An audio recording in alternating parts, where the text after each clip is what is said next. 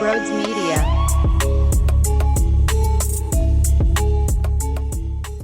What is going on, everybody? Welcome on in to Sports Talk with Broads. I caught way more of this series than I originally anticipated with my trip up to Massachusetts for the wedding. And wow, Friday night, perfect timing. We get to the hotel around 8:40. Gives me an hour or so of wiggle room to set up the iPad, get checked in, get under the covers, and chill, relax for a while, and watch the 6-1 beatdown. Because that's right, your Philadelphia Phillies swept the A's, set another statement, and here we go, ready to rock against your rivals. Boy, don't screw it up. Don't start giving us blue balls. It's time to win baseball games and keep this thing loud. Let the whole league know. Kill 'em. Is that too much to ask for? I don't know if I have given you the proper way to feel about Kyle Schwarber leading off yet. He needs to lead off every day of his life. Every single day that he's playing Major League Softball or men's softball, you play the old leagues and you kind of go with the mentality of I'm old, but I still want to play the game, so I'm going to join some men's league stuff. Lead off. Game 1 and Game 3, lead off, home run. Game 2, he was up to bat. Why was he up to bat? To help you win in extras? I don't know, let me think about it for a while. Lead off! Let's not be stupid. Oh, man, I love the fact that he's shoving it up all those people's asses who gave me a hard time. That's right, he's doing it for me and everybody else who had to take on all that nonsense of, well, he needs to bat 5th. I'll tell you where he needs to bat. 1. He needs to hit 1. Lead off. Bohm showed some power. I thought he was going to get 2 bombs this series. 1 went and just fell. 1's not going to cut it for me. I don't think I need to describe it anymore, what I need more from Alec Bohm. 1 every 5 months. Come on, man. Come on. It's in there. How many times am I going to say that in my life? Just not enough power for me. Walker, though, he was powerful. 8 innings pitched. Good for Rob Thompson to say, hey, I made a mistake last time. That's what I think Rob Thompson did. I pulled you after 5. That was unnecessary. I apologize. You want the 8th? Let's go. He was sensational. And he's had a couple of really nice starts put together in a row. You look at the numbers, and I think it says something significant. Oh, hold on here. Those are the Aaron Nola stats. We don't want the Aaron Nola stats. The Aaron Nola stats will make you sick. Guys become Hall of Famers when he gets 1 person on base. Taijuan Walker's ERA. Oh, hold on. That doesn't include. Okay. Taijuan Walker in his last 6 starts, 1.75 ERA. That's wild. In his last 3 starts, 20 innings pitched, 11 hits, 1 earned run, 5 walk batters, 21 strikeouts, a 0.45 ERA with a 0.80 whip. Scary stuff. Okay. Hey, we're getting the first half version of Taijuan Walker when he was with the Mets. Keep it going. That's all. So I was saying, before I got distracted and rambled about what happened on the baseball field, that I caught more than what I thought I would. Game 2 was my hardest day, though, to watch. So in regards to the in-game decisions and the feel of the game, I didn't have that. I watched through notifications on my phone and then the 9-minute extended highlights that are on the MLB package and the MLB YouTube page. Christopher Sanchez 4 innings pitch, gets hit on the wrist, but he was great. Crazy what happens when you have a guy that's serviceable to go every 5 days. Showed some nasty stuff, too. I'm not going to lie. Once Matt Strahm came in, though, it wasn't as pretty. Matt Strahm, question marks lately, no? Home run, dude. Diaz smokes it in Game 3. And literally, I said to myself not 2 seconds before that happened, I don't feel great about this guy. This guy makes me nervous. And what do you know? The other team scores a run. But remember, the Oakland A's were showing some spunk. They were beating up on some opponents. But I stated prior to this 3-game set, I don't care how, quote, hot the A's are. If you are going to be a good team, and if you are going to be special, no, quote, hot A's team should stop you. Control the controllable, which is be a force. Make plays. Pache's making plays. Josh Harrison, okay, maybe not. Okay, maybe not as much. I know the frustration is starting to boil with the Harrison. I'm not as angry as everybody else. I get it, though. I'm not dying on no Josh Harrison hill. I think his veteranness, though, might mean something as a utility guy. Maybe I'm wrong. Maybe there's someone else who can create a spark. I don't know. Would I be willing to try? Sure, absolutely. Not going to go into a heavy debate about that one. I get it, though. Out in right field. Ball hits his glove. You think you should be able to make the play. I did. Ruben Amaro saying how hard it is out there, and he gave it his all. Sure, I'm sure he gave it his all. The ball hit him in the glove. Make the catch. Anyway, Stott in Game 2 was great with some RBI. He had 2 RBI, and then Schwarber clutch up the middle with some heavy bullpen usage. Crazy day looking at the box score after that. I know Seranthony Dominguez went to the IL. He had a good start. He had a bad start. So he had some ups and downs previously, but his most recent was when he did well. That outing. Did I say start? I don't know if I said start. I meant outing or stretch. I don't know what I said. Did it start with an S? Did it not start with an S? I've lost my mind. It's been a long day of driving, and it's been a while since I went 6+ hours in the car. I used to make that 3-4 times a year, but the difference is when I got to my destination, I would be playing hockey until December, or I'd be there for 4 months before I come home for Christmas time.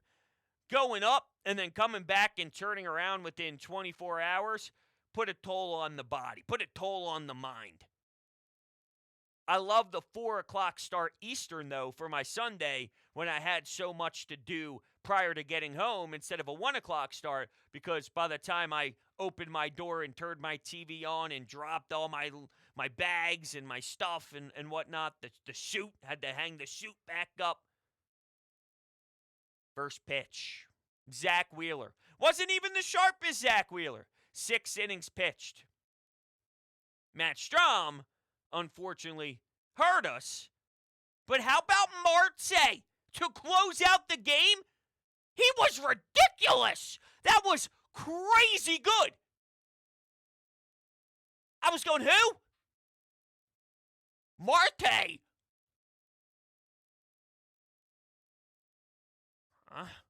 I mean, that guy looked like he's played 10 years. That guy looks like he's the one with 400-plus saves. Craig Kimbrell's going back to the tape to study Marte to see what he can add into his repertoire the next time that we need him to close the game and get a few outs.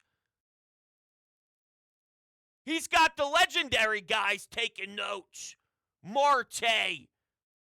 Who knew he had the balls of steel? Gross. They have answers. They didn't have any answers. when they were constantly losing. Look at the NL East, though. The Marlins keep throwing in wins here and there. They're leading the NL wildcard position currently. You heard me correctly. The Marlins. And it's so early, it's hard to watch other opponents. But with the Mets and them dropping a series to the Cardinals, and with a big week coming up, it's hard to not study it. The Marlins are 41-31, 10 games over 500. The Dodgers, 3-game series in their own ballpark, lose 7-5, 15-0, and 7-3. So that's another wildcard team to get to the mix. Just nuts looking at it. I'm sorry. I'm getting a tad distracted. I apologize. Turner knocks in RBI and knocks in Pache to help get a run back after Strom gave it away. No Bryce Harper on the Sunday afternoon tilt. So that's something else. No Sir Anthony Dominguez. That's something else. I'm really proud of this team for doing what we knew they had in them and was getting frustrated with watching them suffer and lose and not compete hard enough. I'm not surprised that they are this baseball team. We were waiting for this baseball team to show up. It just took us a very unsettling amount of time. And we were demanding it to happen quicker because you can see the leverage when you play this way longer. Imagine if we got this 3 weeks earlier than we got it.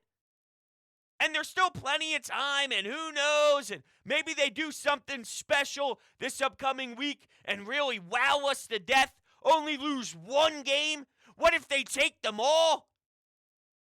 Then the narrative shifts big time, and that's a huge speculation here. There is a lot of talent on the other side. The Mets will always Met, but for some reason, they always pound you, and they always kill you. So as much as we laugh from a distance, and we love watching their failures, until you can respond to that. I said they have some answers here, and it's pretty to watch. The only answer I haven't seen is, can you beat the New York Mets? And that's one of the hardest questions, for some reason, that they've had to come up with. No answers after no answers. Makes me sick. Their lineup is starting to create an identity. All jokes aside, with Kyle Schwarber at the top, with Trey Turner being way more consistent. And you can make the argument that this isn't even one of the hottest Bryce Harper stretches for himself individually. What happens when that clicks? With the Nick Castellanos who can hit the ball 400 plus feet blindfolded. With Trey Turner hitting doubles, knocking in an RBI. Big spots for an RBI single. Uses speed on the base paths. Now what happens with your top four? Haven't even mentioned JT. And then, yeah, boom. I'm not going boom with power. I'm just saying boom. People don't like when I take jabs at him. I'm sorry. I'm sorry. I'm sorry. I'm not, but I'm sorry. My expectations have the power. I'm not going to baby him. It's a waste with that body. Give me that stuff. You see how electric that is? It's mandatory. That should be part of his game. But good for you, Boom. Thought you were going to have two. I really did. I thought you were going to have two. This week's going to be so emotional, and I'm so ready for it. When you see the A's or when you see certain teams on the schedule, it doesn't fully get you to a wild, wild, wild level of here we go. The Mets and the Braves sure do after you win 6 in a row. after compiling all the series going back to Washington, it's win, win, win, win, win. Huge turnaround. The confidence is sky high. The starting pitching has been way better. So your hitting woke up, and your starters are finally feeling good again. Ranger, Wheeler, and Walker. And then adding an actual fifth starter seemed to change the game the first time around. Amazing how that happens. Now, I don't know the current status on Christopher Sanchez. I don't know where he's at. He did do stuff after he got hit with the wrist.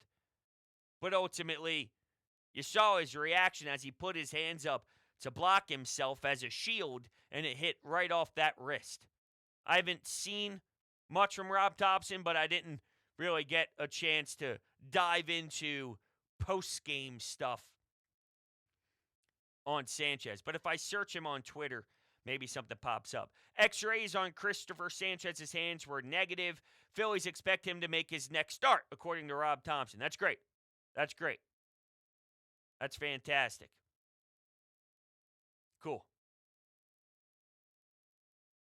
He always popped in a little buzz here and there last season when he had some chances to take the ball. And same with Bailey Falter. That's why between a combination of the two of them, I thought maybe there was something to that before the season began, when you need to. Spot starts, and we didn't know the update on Andrew Painter. We didn't really know that he would be shut down. I'm saying real early when you're anticipating the season to begin kind of thing. Yeah, don't worry about it. If once in a blue moon you had to call down to the minors, or if you need to ask Falter or Sanchez to go 4 innings, there's something to that. Instead, Falter crapped his pants, literally. We were begging anyone to step up. Anyone! And no one would. Until Christopher Sanchez against the A's. Outstanding work, gentlemen. Outstanding. All right. What else is outstanding is the Anytime Hotline. Also, my mouth is dry as shit, so I would love to take a sip of this water, and I'll do so while we play the first of a couple Anytime Hotline calls. Let's do this. Hunter, correct me if I'm wrong, but was that Mariano Rivera that pitched the ninth for the Phillies? Wow. Marte, great job, man. Picked up the rest of the bullpen. Happy Father's Day to all the fathers out there. To my father in heaven, God rest his soul, and to all the fathers, it's a tough job, but a rewarding job. But the Phillies, great West Coast road trip, probably better than any of us would have thought. I mean, even though Oakland stinks, they've been playing good ball, and they were a tough out these last 2 games. But the Phillies got it done. Not pretty, but effective. So now you got to gear back up for the Braves on Tuesday. The Braves and the kryptonite that is the New York Mets. Citizens Bank should be rocking and rolling. The Phillies got to up their game and come out swinging and get some. Get some what? Get some what? Did his phone cut off? Oh my God, I don't know what he was saying to get. But I do know this.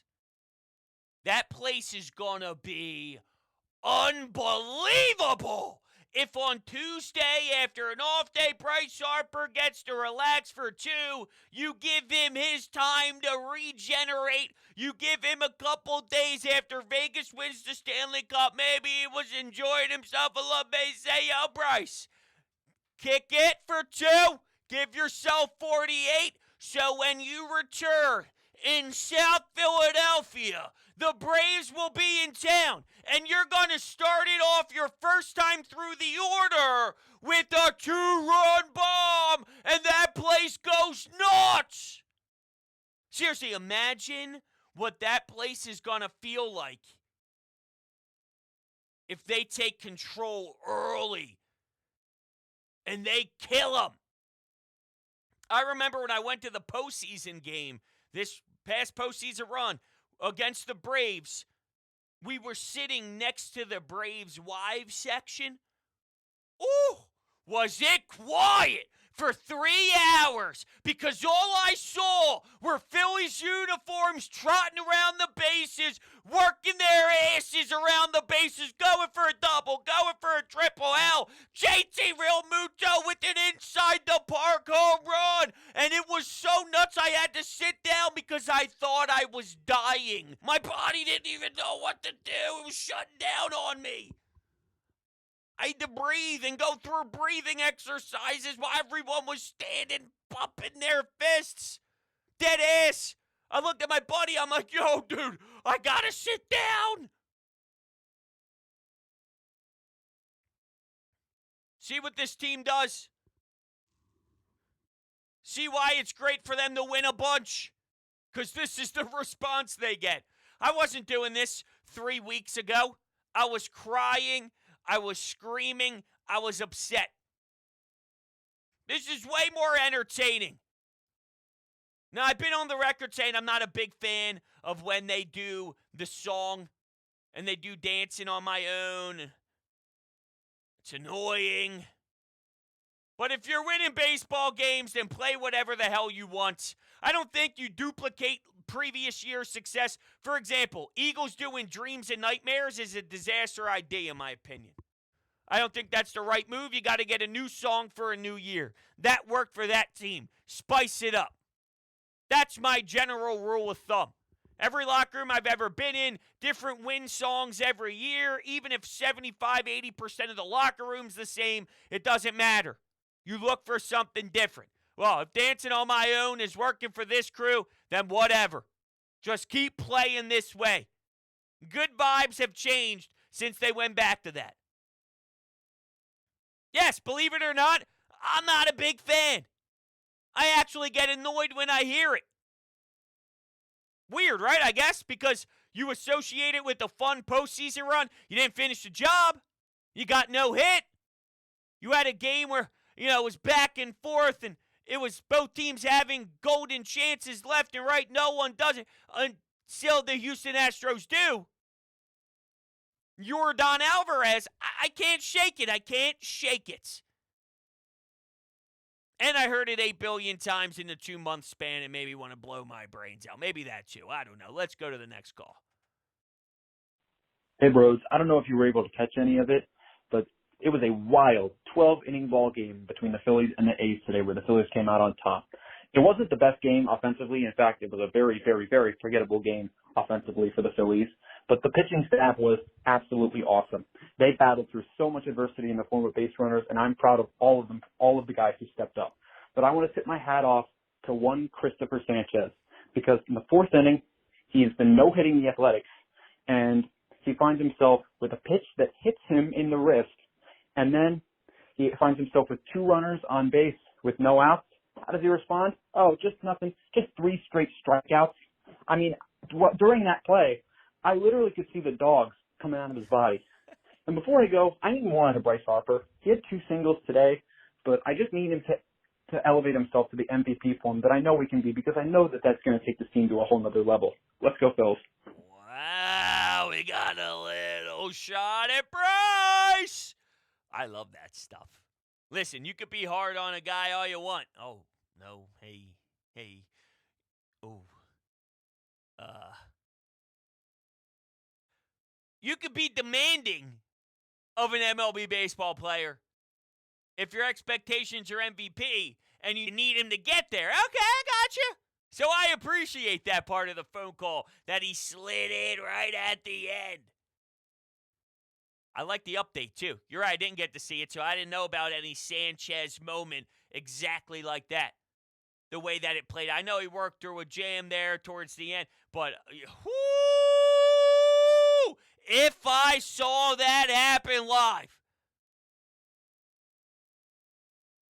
I don't know what I would do. I appreciate the update, though. That's the 45 to 50-second update from the caller that I didn't get an opportunity to see. I didn't get to see that game too as much, so thank you for the breakdown. Hey, bros. This is the guy that called the other day talking about being happy with Nola giving up 4 runs. Made me really excited that you liked my phone call as much as you did. So why don't we keep that act up? Great sweep. I'm glad we finally swept the series on the road. Games 2 and 3, ugly. Ugly as sin. Our offense was almost asleep there, and I'm starting to get scared of Strom nowadays. I think the statistic, I could be wrong on this, but I think he's given up like 5 home runs in his last 4 appearances. Starting to get some Aaron Nola vibes out of him, honestly. But, yeah, this is a really strong sweep. It was a sweep we desperately needed going into the series against Atlanta. So let's hope we can keep that momentum up and see if we can wake up the offense in time for a harder team. Peace. Oh, took a shot at Nola now. You guys are something else. And you think I'm tough to deal with. And you think I'm a tough grader. You hear this? So what did he say it was? 4 home runs in his last 5 or so? I see here, according to his game log, 3 home runs in his last 3 games. He gave up 1 against Oakland. Oh, excuse me. This does not include today's game. So with today's game, it would be 4 of his last 5 because he allowed 2 against the Dodgers, even though they still won that ball game. He gave up 0 against Arizona in the 9-8, very frustrating loss. But in 2 2/3, he did allow 3 earned runs. It was just 0 home runs. 3 earned runs, 4 hits, 1 walk. Ugh. The hell am I doing right now? Looking at that. I'm going to throw up. It's 2 back-to-back great calls, though, by you. Appreciate it. Awesome. All right. Thank you all so much for watching. I appreciate it. You're the greatest in the world. We'll be talking very, very soon. Phillies, they're red hot. And it's outstanding. Catch you guys on the next one.